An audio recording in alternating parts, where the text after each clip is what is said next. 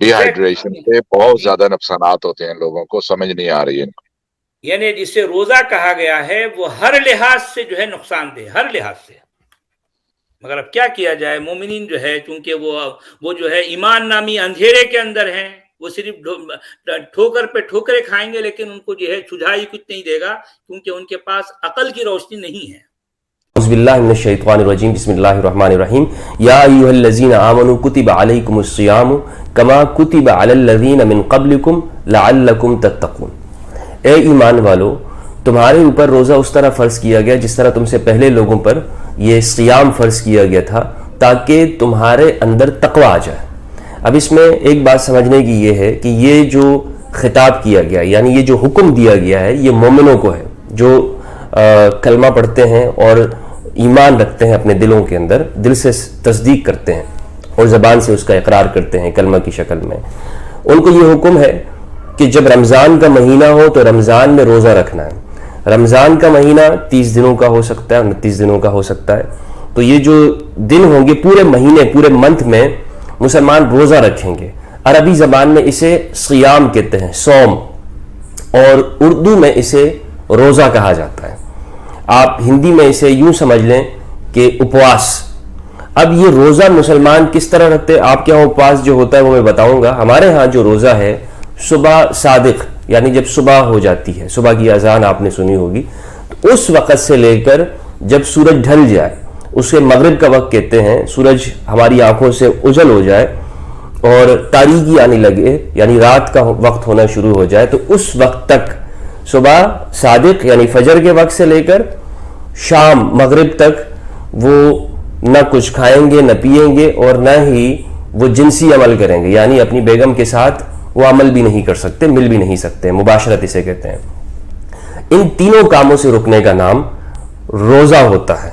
और इसमें ये नियत होती है, मकसद ये होता है कि परवरदिगार, न मैं खाऊंगा न पीऊंगा, न मैं कोई भी ऐसा काम नहीं करूंगा कि जो रोज़े के अगेंस्ट हो, सिर्फ और सिर्फ तेरी रजा के लिए। मैं तेरे लिए भूखा हूं, मैं तेरे लिए प्यासा हूं। तूने मुझे कहा है कि इन सारी दुनिया की चीजें जो आम दिनों में मैं खा रहा था, वो आज इस दिन में नहीं खाऊंगा, इस महीने में मैं इस टाइम पे नहीं खाऊंगा। जब मगरिब के बाद रोजा इफ्तार हो गया, यानी रोजे का टाइम पूरा हो गया, अब इसके बाद से लेकर रात के जो जिसे सहरी का वक्त कहते हैं, उस वक्त तक हम खा भी सकते हैं, पी भी सकते हैं। और मुसलमान यानी जो चीज़ें रोज़े में मना थी, वो सारी चीज़ें अब क्या हो जाएंगी, जायज़ हो जाएंगी, वो कर सकते हैं। तो ये अब रोज़े का जो टाइम है वो इसी टाइम तक है, सुबह सादिक से लेकर मगरिब तक के वक्त तक, मगरिब तक।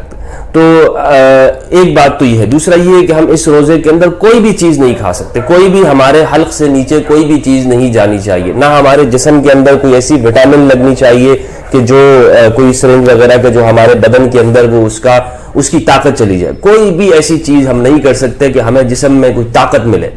हमने हर तरह से अपने जिस्म के अंदर, यानी अपने पेट तक कोई चीज़ पहुंचने नहीं देना है।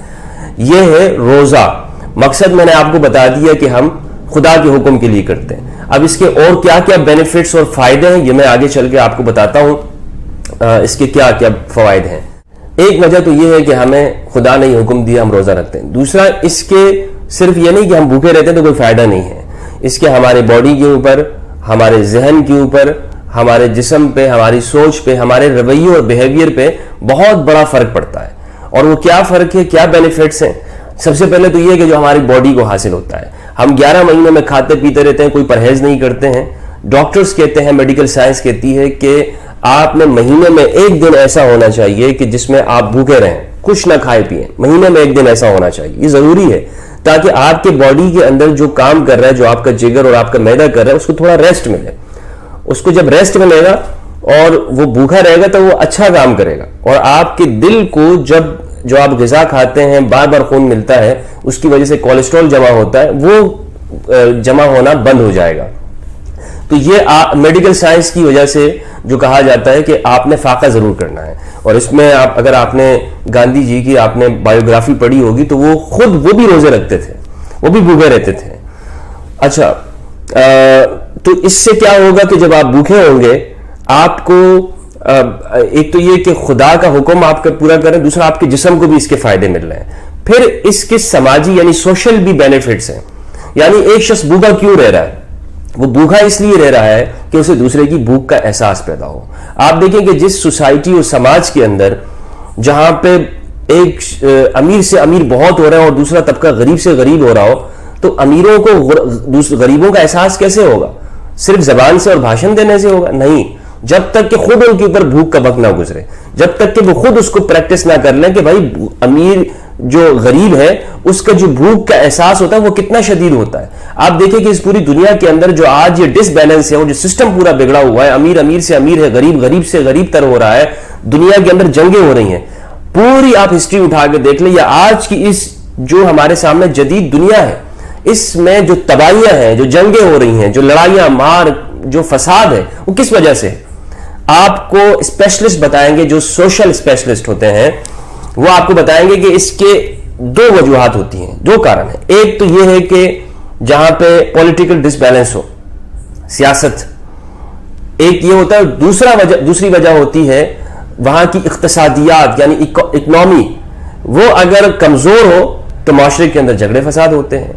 تو اس روزے کے اندر آپ کو یہ احساس دلایا جاتا ہے کہ غربت کتنی خطرناک ہوتی ہے, کہ غریب یا جو کمزور طبقہ اس کے مسائل کیا ہیں. اسلام صرف اور صرف زبانی باتوں کے اوپر یقین نہیں رکھتا ہے کہ آپ اچھی اچھی تقریریں کر لیں یا اچھے اچھے بھاشن دے دیں, نہیں, وہ آپ کو پریکٹیکل بھی کرواتا ہے. اور پورے مہینے کے اندر رمضان میں یہی پریکٹس کروائی جاتی ہے سب سے, کہ آپ بھوکے رہیں, پیاسے رہیں, اور آپ اپنی جنسی خواہشات سے دور رہ کر دیکھیں کہ یہ چیزیں انسان کو کیسے تنگ کرتی ہیں, کیسے مجبور کرتی ہیں کہ وہ دوسروں کے اوپر ہاتھ اٹھانے پہ آ جاتا ہے. رمضان میں آپ دیکھیں کہ اگر آپ نے مشاہدہ کیا ہو, جھگڑے بھی ہو رہے ہوتے ہیں, اور وہ کہتے ہیں کہ مجھے روزہ لگا ہوا ہے, غصے میں آ گیا, تیش میں آ گیا, جھگڑے ہو رہے ہوتے ہیں.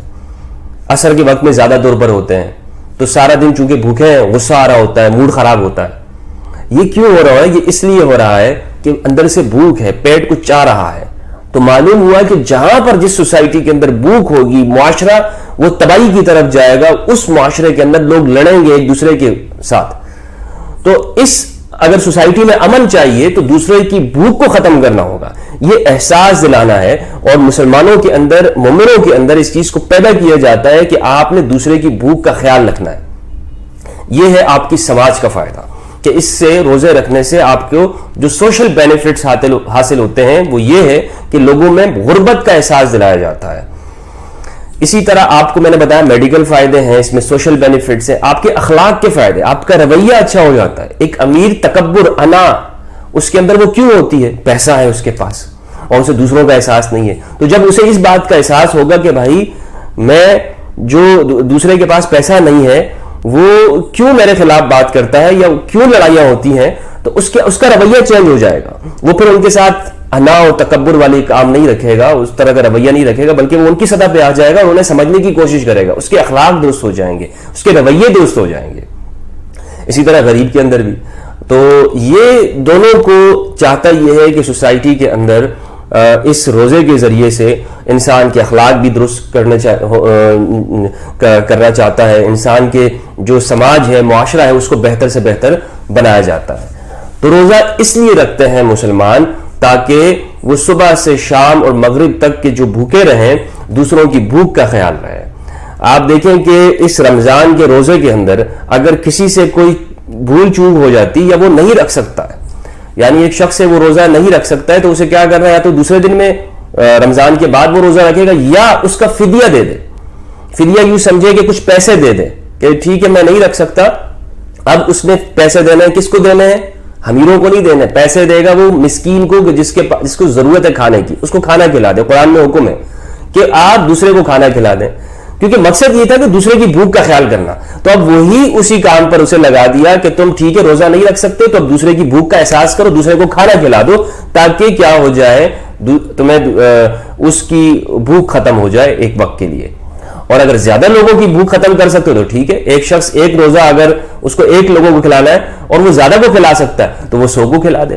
تو مقصد یہ ہے کہ دوسرے کی بھوک کا احساس اور خیال پیدا کرنا, یہ ہے روزے کا حقیقی اور بنیادی مقصد. اور اسی طرح آپ کا جو نفس ہے, آپ کی جو بھوک ہے اندر کی, اس پہ بھی کنٹرول لانا ہے. دیکھیں آپ کے سامنے ایک چیز پڑی ہوئی ہے اور آپ پھر بھی نہیں کھا رہے ہیں, نہیں رک رہے ہیں اور اس کو کھا نہیں رہے, آپ رکے ہوئے ہیں, تو اس سے آپ کے اندر کیا پیدا ہو رہا ہے, آپ کی انا اور ایگو ختم ہو رہی ہے. کہتے ہیں نا کہ اگر آپ کو غصہ آئے اس کو کیسے کنٹرول کریں.